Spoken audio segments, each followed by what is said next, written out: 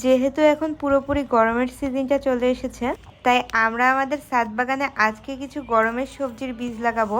আমরা আজকে আমাদের বীজগুলো আপনাদের দুইভাবে লাগিয়ে দেখাবো, একটা বড় পাত্রে লাগিয়ে দেখাবো আর অন্যটা অন টাইম কাপে। যে কোনো বীজ লাগানোর ক্ষেত্রে কিন্তু প্রধান উপকরণই মাটি, আর এই মাটি প্রসেসিং এর ভিডিও কিন্তু আমি আপনাদের সাথে এর আগেও শেয়ার করেছি। এই কারণে আমি এই ভিডিওতে আর মাটির ডিটেলসটা বলতে গেলাম না। আমার কাছে অনেক ধরনের গরমের সবজি রয়েছে, তার মধ্যে থেকে যেহেতু পুঁই শাকটা বেশি পরিমাণে খাওয়া হয়, এই কারণে বড় একটা ফলের ঝুড়িতে আমি পুঁই শাকের বীজগুলো লাগাবো।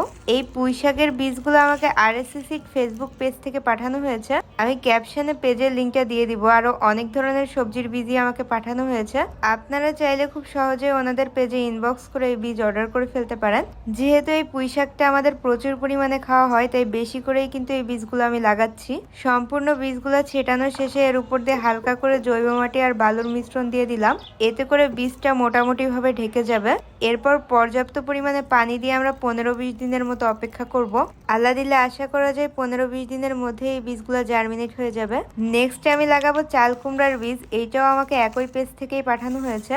চাল কুমড়ার গাছগুলো যেহেতু তুলনামূলক বড় হয়, এই কারণে আমরা এগুলোকে অন টাইম কাপে লাগাচ্ছি, যাতে করে চারাটা জার্মিনেট হওয়ার পরে খুব ইজিলি এখান থেকে আলাদা করে নেওয়া যায়। প্রথমত অন টাইম কাপগুলোকে আমরা ফুটা করে নিয়েছি, তারপর এর মধ্যে কোকোপিট আর মাটি বালুর লেয়ার দিয়ে কিন্তু এই বীজগুলো আমরা লাগাবো। সর্বপ্রথম আমরা কোকোপিটের লেয়ার করেছি, তারপরেই কিন্তু মাটি বালু অ্যাড করেছি। এতে করে কিন্তু খুব সহজেই পানিটা শোষণ করতে পারে। কোকোপিট বলতে আমরা এখানে নারকেলের খোসাকে বুঝিয়েছি।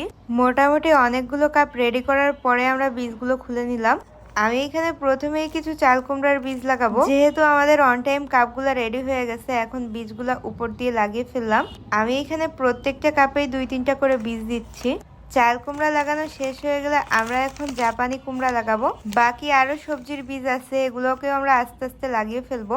জাপানি পাম্পকিনটা আমরা এই প্রথমেই আমাদের ছাদ বাগানে লাগাচ্ছি, এর আগে কখনো লাগাইনি। দেখা যাক এটার রেজাল্ট কি আসে। চাল কুমড়ার মতো একইভাবে জাপানি পাম্পকিনের বীজগুলো আমরা লাগিয়ে ফেললাম।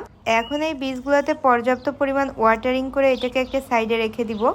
আল্লাহ দিলে আশা করা যায় কিছুদিনের মধ্যে এখান থেকে চারা বের হবে। পরবর্তীতে সেই চারাগুলো আমরা বড় পাত্রে শিফট করে ফেলতে পারবো। আপনারা যদি চান, আপনারাও কিন্তু গরমের সবজি এখনই লাগানো শুরু করতে পারেন।